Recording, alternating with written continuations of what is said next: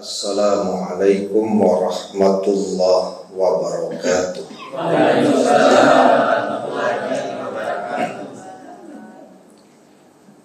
Hamdan wa syukran lillah, salatan wa salaman ala rasulillah.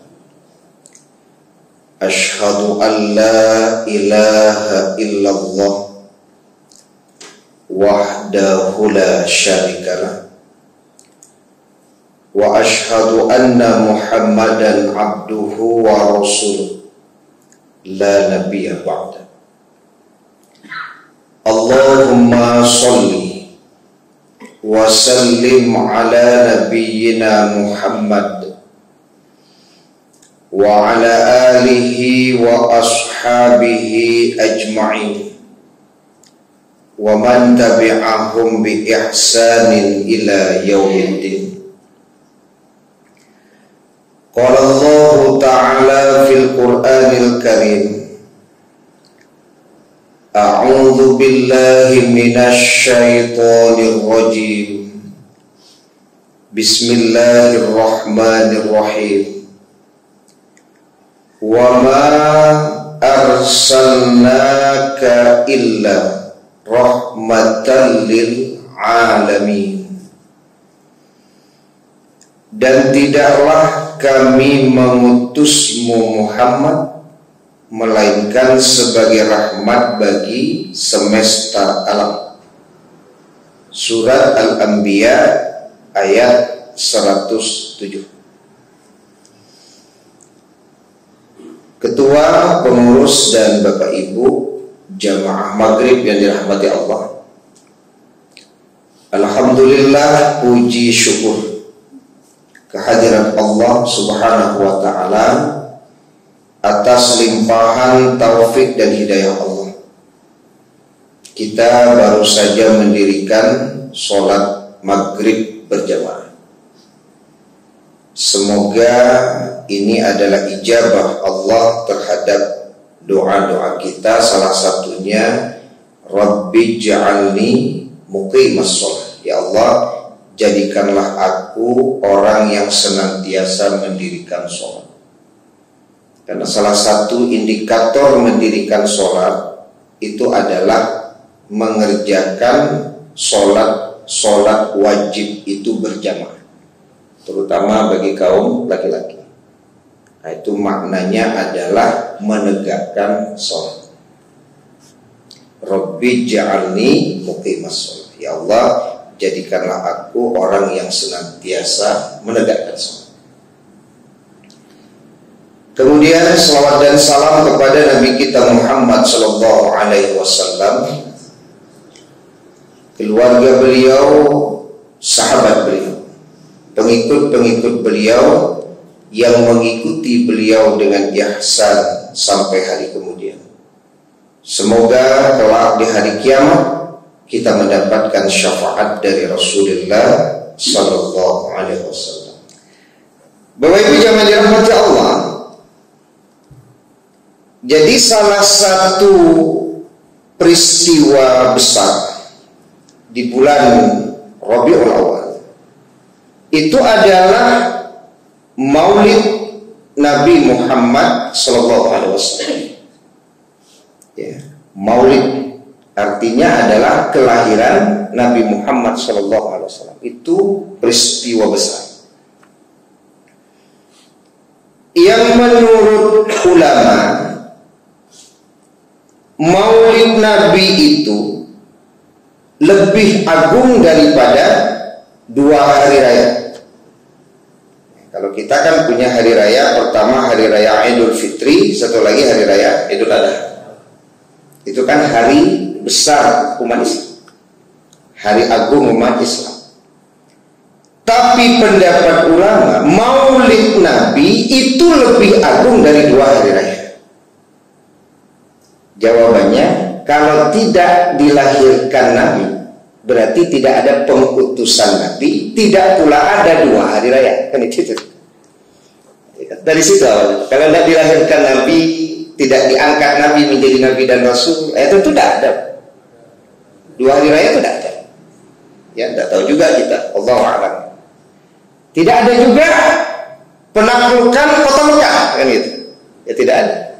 Karena yang menaklukkan kota Mekah itu ya Nabi dan sahabat. Gitu. Nah, itu salah satu alasan Maulid Nabi itu lebih agung dari 2 hari raya. Ya, itu pendapat ulama. Ya. Jadi kalau mensyukuri kelahiran Nabi tentu lebih besar pula dari sebatas mensyukuri 2 hari raya. Mensyukuri 2 hari raya kan kita syukuri itu hari besar ya. Ya kalau kemudian ulama berpendapat Maulid Nabi lebih agung dari 2 hari raya, maka rasa bahagia kita dengan kelahiran Nabi itu harusnya lebih besar pula daripada 2 hari raya. Ya. Itu pendapat ulama. Ya, jadi ketika kita baca Bapak Ibu, waktu Nabi bertanya orang-orang Yahudi puasa Asyura kan begitu kan? Kenapa kalian puasa Asyura? Ya ini kan kami berpuasa karena selamatnya Musa dari kejaran Firaun dan bala tentaranya. Ya kan? Jadi ada rasa bahagia mereka karena Nabi mereka diselamatkan oleh Allah dari kejaran Firaun. Maka mereka berpuasa gitu. Ya. Nah, ketika kita kaitkan dengan kelahiran Nabi, maka kebahagiaan itu kan boleh juga kita wujudkan hari ini dengan berbagai macam kebaikan demi kebaikan. Ya, menunjukkan kita bergembira, kita berbahagia dengan Maulid Nabi. Ya. Ini masalah kelahiran Nabi ya Pak. Bukan masalah peringatan Maulid Nabi, tapi Maulid Nabi. Nah, gitu. Yang banyak cara bagi kita untuk mengekspresikan kebahagiaan kita. Termasuk apa yang disampaikan oleh Al-Hafiz Ibnu Hajar Al-Asqalani. Ya. Sebuah kegembiraan, kebahagiaan yang bisa diwujudkan dengan kebaikan demi kebaikan. Di antaranya memperbanyak sholawat, ya, berbuat baik, bersedekah, ya, memberi bantuan kepada fakir dan miskin. Itu kan wujud kegembiraan dan kebahagiaan. Tapi tidak kemudian mengisinya dengan kegiatan-kegiatan yang melebihi dari syariat. Nah, itu tidak pula menunjukkan kebahagiaan dengan lahirnya Nabi. Nah, Bapak Ibu jangan dirahmati Allah. Ketika berbicara tentang lahirnya Nabi Muhammad SAW, tentu tidak akan pernah berhenti pembahasan-pembahasan tentang kehidupan Nabi Muhammad SAW yang tentu akan kita jadikan contoh dalam kehidupan kita. Kalau kita baca Bapak Ibu, kelahiran Nabi Muhammad SAW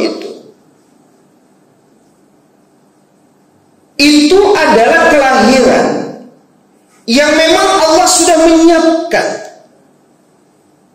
bahwa Nabi Muhammad akan menjadi nabi bagi semesta alam.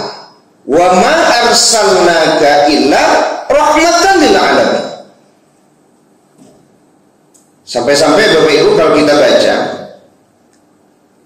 nama Nabi Muhammad itu kan bahasa Arab, Muhammad kan bahasa Arab. Artinya orang yang terpuji.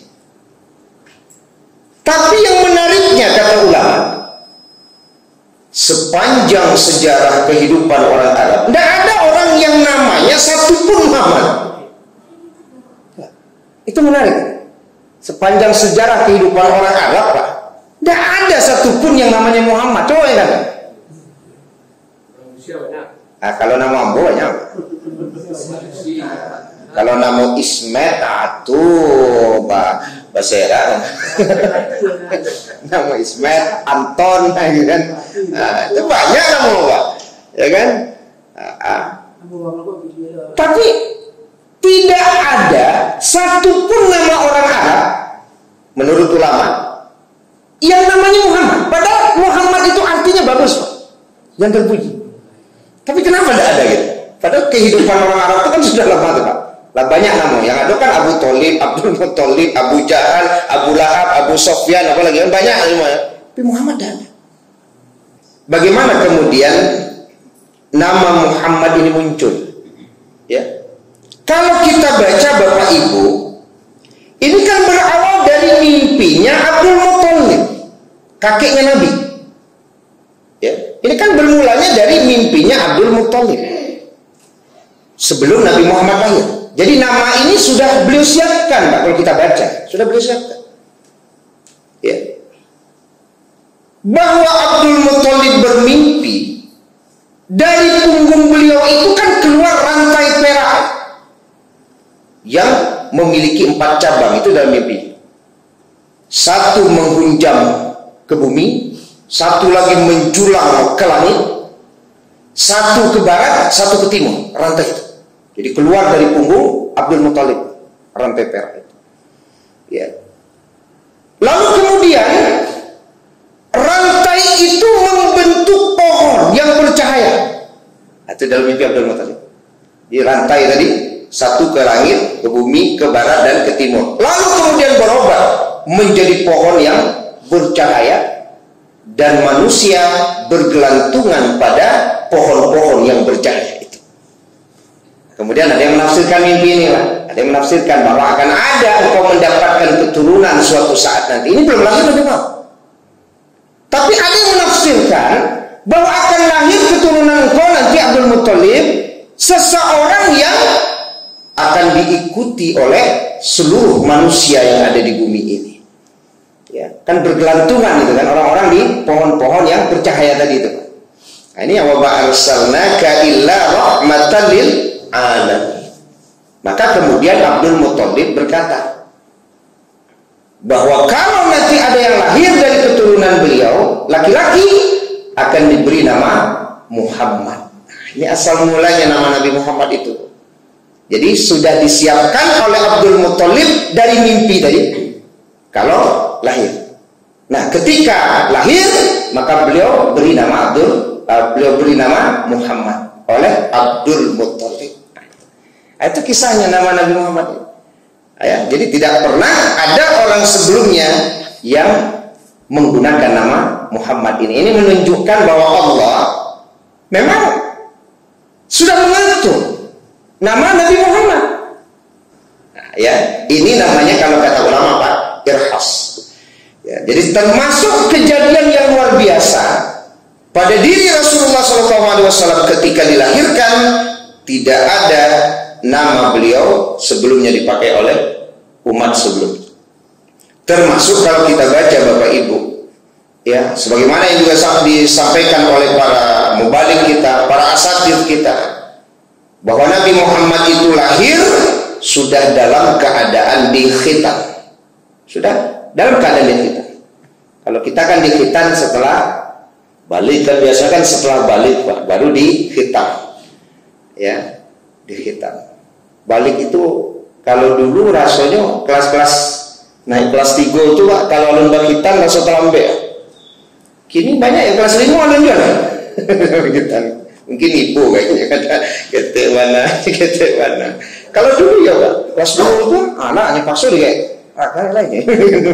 Kalau kini enggak apa ibu kayak anak ini. Kelas 5 ada naik kelas 6 baru gitu. Ya kan? Nah, jadi Nabi Muhammad ketika lahir itu sudah dikhitan, termasuk ada 14 nabi. Ya, di luar Nabi Muhammad yang ketika lahir sudah dikhitan. Ya, di antaranya Nabi Yusuf, ya, Nabi Musa, Nabi Isa, ya, Nabi Nuh, ya, dan beberapa nabi-nabi yang lain. Wallahu a'lam, kalau ada pendapat seluruh nabi sudah dikhitan, tapi yang 14 ini yang diketahui karena ada penjelasan. Yang lain kan tidak, sehingga ada ulama berpendapat nabi yang diutus semuanya sudah dalam keadaan dikhitan. Wallahu a'lam. Ini pendapat.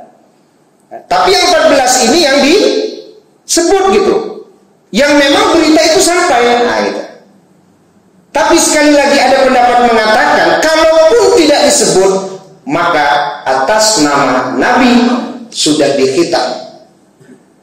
Wallahu a'lam bishawab. Tapi ini dimentahkan juga karena kan ada juga penjelasan seperti nabi yang memang kemudian dikisahkan dikhitan di usia yang sudah lanjut. Ada itu. Nah, jadi memang ada perbedaan pendapat di kalangan ulama. Allah a'lam. Tapi yang jelas yang 14 ini pendapat para ulama ada dalilnya. Ya. Nah, itu juga merupakan kejadian yang luar biasa pada diri Nabi Muhammad SAW. Termasuk apa kata ulama? Ya, kalau dalam ceramah-ceramah para asatidz yang kita bisa saksikan itu kan, Nabi itu ketika dilahirkan dalam keadaan sujud, kemudian mengangkat atau menengadahkan tangan ke langit. Kan ini kejadian luar biasa, masa ada baru lahir sujud kemudian mengangkat tangan ke langit.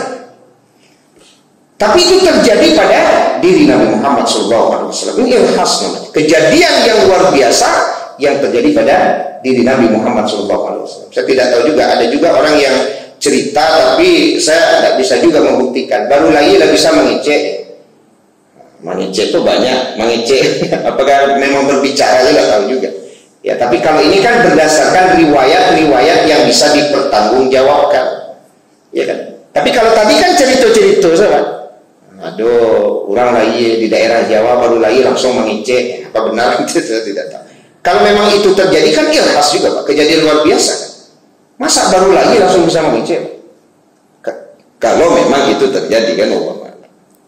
Nah, kemudian Bapak Ibu jamaah dirahmati Allah Subhanahu wa taala, pada malam Nabi Muhammad dilahirkan, kalau kita baca dalam hadis yang diriwayatkan Imam Al-Baihaqi. Ya, kalau kita baca kan ada kejadian-kejadian pada malam Nabi dilahirkan. Yang pertama apa itu? Yang pertama kan runtuhnya balkon istana Kisra itu. Ya, kalau kita tentu tidak menyaksikan, tapi kita mendapatkan informasi dari hadis yang menurut ulama hadis ini bisa dipertanggungjawabkan. Ya, yang diriwayatkan Imam Al-Baihaqi.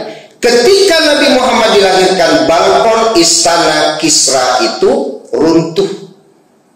Termasuk dalam riwayat Al-Baihaqi 14 gereja itu ikut runtuh, dan ada satu gereja Bayharo yang juga runtuh 14 gitu ya. Kalau ditanya dari mana informasi itu, maka kita kan yakin dengan hadis yang diriwayatkan Imam Al-Baihaqi. Pada kejadian ya ketika Nabi Muhammad dilahirkan itu terjadi gitu. Termasuk apa? Padamnya api yang disembah oleh orang-orang Persia. Kan itu Majusi ya. Kalau menyembah api itu kan Majusi. Ternyata api ini tidak pernah padam. Ya. Bahkan diterangkan itu 1000 tahun lamanya tidak padam. Di saat Nabi Muhammad dilahirkan, api itu padam. Berarti kan ada kejadian yang luar biasa di saat Nabi Muhammad dilahirkan. Jadi semuanya menunjukkan bahwa lahir gitu ya. Ya, seorang nabi yang kalau di dalam Al-Qur'an surat Al-Anbiya ayat 107, "Wa ma arsalnaka illa rahmatan lil alamin." Dan tidaklah kami mengutusmu Muhammad melainkan sebagai rahmat bagi semesta alam. Ini perlu dipahami. Ada mufassir mengatakan bukan membawa rahmat. Kalau diterjemahkan diutusnya Nabi membawa rahmat, itu keliru kata mufassir. Sebab diutusnya Nabi Muhammad itu sendiri kata mufassir itu adalah rahmat. Jadi Nabi sendiri adalah rahmat. Pertama yang mengutus, yang bersifat Rahman dan Rahim. Yang kedua yang diutus Nabi Muhammad itu juga rahmat. Kemudian nanti risalah yang dibawa oleh Nabi Muhammad itu juga adalah rahmat. Kalau berbicara rahmatan lil alamin. Ya, makanya tidak tepat Bapak Ibu, karena makna rahmat ini itu artinya kan salah satunya adalah kegembiraan. Kemudian makna rahmat itu juga adalah kemaslahatan, kebaikan, kelembutan. Maka memaknai asyidda'u 'alal kuffar mensifati Nabi keras terhadap orang kafir, bukan berarti kita kemudian menyimpulkan bahwa Nabi memusuhi orang kafir. Karena di surah Al-Fat itu kan ayat 29, Muhammadur Rasulullah walladzina ma'ahu asyidda'u 'alal kufar. Muhammad itu adalah utusan Allah dan orang-orang yang bersamanya keras kepada orang kafir. Jadi kalau makna keras itu artinya Nabi memusuhi orang kafir, berarti bertentangan dengan rahmatan lil alamin. Karena rahmatan lil alamin itu menunjukkan apa? Kelemah lembutan, kebaikan. Ya. Maka perlu kita pahami jamaah dirahmati Allah. Ketika Nabi di Madinah, itu Nabi kan hidup berdampingan dengan Majusi. Nabi Muhammad hidup berdampingan dengan Nasrani. Nabi Muhammad hidup berdampingan dengan Yahudi. Apakah ini yang dimaksudkan Nabi memusuhi orang kafir? Tentu tidak tepat. Artinya, ketika surat Al-Fat ayat 29 itu turun, asyidda 'alal kufar, itu dalam kondisi konflik. Karena adanya pengingkaran orang-orang kafir Quraisy terhadap perjanjian Hudaybiyah, bukan dalam keadaan damai. Kan beda konteksnya. Tapi kita kan sering mengatakan Nabi itu keras kepada orang kafir. Hati-hati juga memaknai Nabi itu keras kepada orang kafir. Jangan kemudian disimpulkan Nabi itu memusuhi orang kafir. Tidak. Sekali lagi, di Madinah Nabi hidup berdampingan dengan orang Yahudi, dengan orang Nasrani, dengan orang Majusi. Ini kalau kita kemudian mempelajari bagaimana perjalanan hidup Nabi Muhammad SAW. Karena kan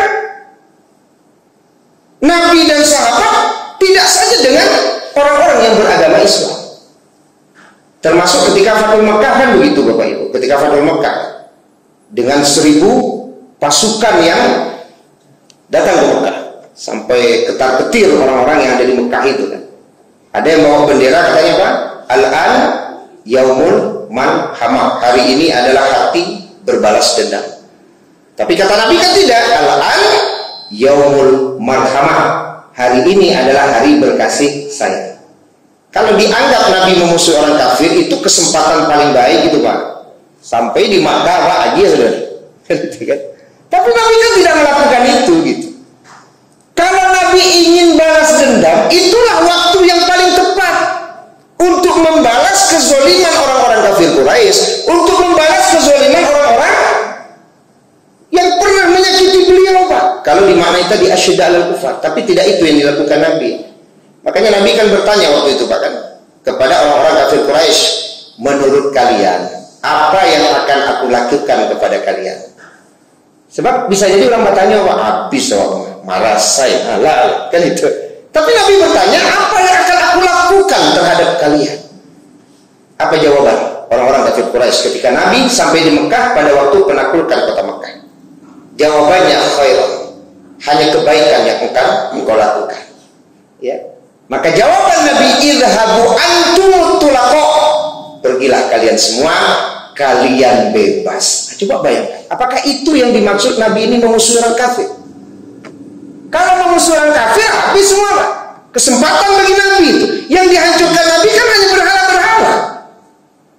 Dakwah tetap disampaikan kepada mereka. Memang ada, kalau saya baca itu 10 orang yang masuk dalam list yang harus dibunuh. Memang iya Pak. Termasuk Ikrimah bin Abi Jahal dan lain-lain. Tapi ketika mereka kemudian minta maaf gitu ya, mengakui kesalahannya, diampuni Pak, dimaafkan oleh Nabi gitu. Ya. Dan dalam sejarah Bapak Ibu, kan ada pertanyaan, sekian kali Nabi berperang, apakah Nabi pernah membunuh? Dalam riwayat Nabi hanya membunuh 1 orang, namanya Ubay bin Khalaf. Kan itu kalau kita baca di Rana. Ya, sekian kali Nabi berperang, hanya sekali Nabi membunuh. Ya. Itu pun tidak lain dan tidak bukan karena Ubay bin Khalaf itu memang berkeinginan untuk membunuh Nabi, mempertahankan itu. Akhirnya sekali tebas kalau kita baca. Jadi Bapak Ibu jangan dirahmati Allah Subhanahu wa taala. Jadi makna asyidda 'alal kufar sekali lagi tidak dimaknai bahwa Nabi memusuhi orang kafir. Bahkan kita tidak sekali dua kali Bapak Ibu membicarakan hadis Nabi itu kan. Ya, bagaimana Nabi menunjukkan rahmatan lil alamin itu bukan saja bagi orang yang beriman tapi bagi orang-orang kafir. Paling tidak kata ulama, rahmat bagi orang kafir itu Pak, ditundanya azab bagi mereka sampai mati. Itu rahmat bagi mereka. Ya. Apa di antaranya hadis Nabi? Ya, man qatala mu'ahad. Ya, barang siapa yang membunuh kafir mu'ahad. Orang kafir yang tentu berada dalam perjanjian dengan umat Islam. Lam yarah raihatal jannah. Dia tidak akan mencium bau surga. Padahal bau surga itu tercium dari jarak 40 tahun perjalanan. Nah, ini hadisnya luar biasa. Rupanya surga itu baunya saja bisa dicium dari jarak 40 tahun perjalanan. Kok tak cium bau surga dia, Pak? Jangankan masuk surga, Pak. Tak cium sehingga ayalah cilaku ini. Ya. Jangankan masuk surga, Pak. Tak cium saja bau surga cilaku itu. Padahal bau surga itu saja Bu bisa tercium dari jarak berapa? 40 tahun perjalanan. Kira-kira kalau 40 tahun perjalanan berjalan berapa jauhnya Pak? Harumnya saja sudah tercium. Ya. 40 tahun perjalanan. Ya mudah-mudahan jamaah Allah kita dikumpulkan Allah nanti di surganya. Ya kan? Kalau model itu baunya tercium, bakalah bau di surga itu kan? Dari 40 tahun perjalanan saja bau surga itu sudah tercium kan? Bakalah bau surga itu. Mudah-mudahan ini memotivasi kita untuk kemudian berbuat baik gitu ya, kemudian menjadikan Nabi sebagai suri toladan dalam kehidupan kita. Itu. Nah, kalau ingin mengetahui bagaimana Nabi terhadap orang-orang kafir, apalagi kepada orang-orang yang beriman. Asyidda 'alal kufar, ruhama'u bainahum. Nabi itu adalah orang yang keras kepada orang kafir, tapi tidak dimaknai memusuhi orang kafir, tapi ruhama bainahum, saling berkasih sayang di antara mereka. Ya, itulah yang diperlihatkan oleh Nabi dalam perjalanan hidup beliau. Ya, kasih sayang. Nah, jadi kalau kita kemudian membahas wa ma arsalnaka illa rahmatan lil alamin, dan tidaklah kami mengutusmu Muhammad melainkan sebagai rahmat bagi semesta alam. Jadi ada yang menafsirkan rahmat itu kan kegembiraan. Qul bi fadlillah wa bi rahmatihi fabidzalika falyafrah. Katakanlah, dengan karunia Allah dan rahmatnya, dengan sebab itulah kalian bergembira. Nah, menurut Ibnu Abbas, fadlullah itu apa? Ilmu. Ya. Qul bi fadlillah wa bi rahmatihi itu artinya adalah diutusnya Nabi Muhammad. Maka dengan sebab itulah kalian bergembira. Sehingga pendapat ulama, ketiadaan ilmu membuat seseorang tidak akan mendapatkan kegembiraan dengan diutusnya Nabi Muhammad. Jadi antara ilmu dan diutusnya Nabi Muhammad itu mendatangkan apa? Kegembiraan. Kegembiraan dalam pengertian ketika orang itu menjadikan Nabi Muhammad sebagai tauladan dalam hidupnya. Apa yang disampaikan Nabi, ya, wa ma atakumur rasul fakhudhu, diambil, wa ma nahakum anhu fantahu, apa yang dilarang kita tinggalkan. Itulah yang mendatangkan kegembiraan. Bagaimana hari ini? Apakah kita mendapatkan kegembiraan itu? Tapi kan tidak bisa dipisahkan. Qul bi fadlillah wa bi rahmatihi. Kegembiraan dengan diutusnya Nabi Muhammad, pendapat ulama, hanya bisa didapatkan dengan ilmu. Salah satu contoh dalam masalah ibadah sholat saja Bapak Ibu. Shollu kama ra'aitumuni usolli. Sholatlah kalian sebagaimana kalian melihat aku sholat. Ya kan? Ketika kita sholat bisa meniru bagaimana Nabi sholat, berarti kan mendatangkan kegembiraan, karena kita mengamalkan apa yang diajarkan oleh Nabi. Tapi kalau tidak ada ilmu, maka seseorang tidak akan mampu mendirikan sholat sebagaimana yang dicontohkan Nabi. Itu dalam satu kasus sholat, dan juga dalam masalah-masalah yang lain.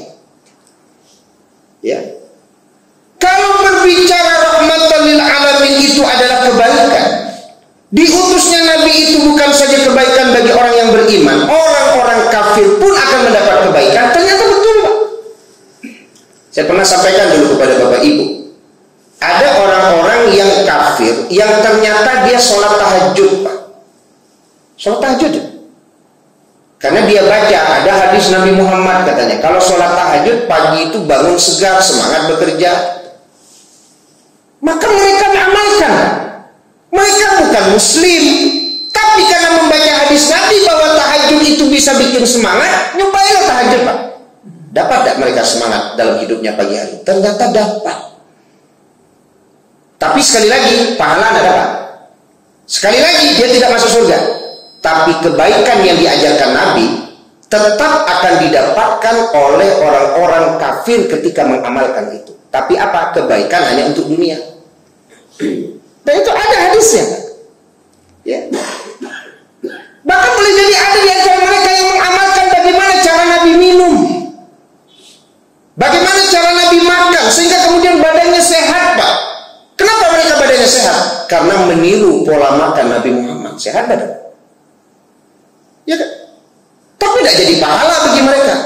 Mereka juga tidak akan masuk surga, tidak. Tapi kebaikan dari meniru Nabi, bukan hanya orang beriman yang dapat, orang kafir pun kalau meniru Nabi tetap kebaikan dapat. Itu pendapat ulama.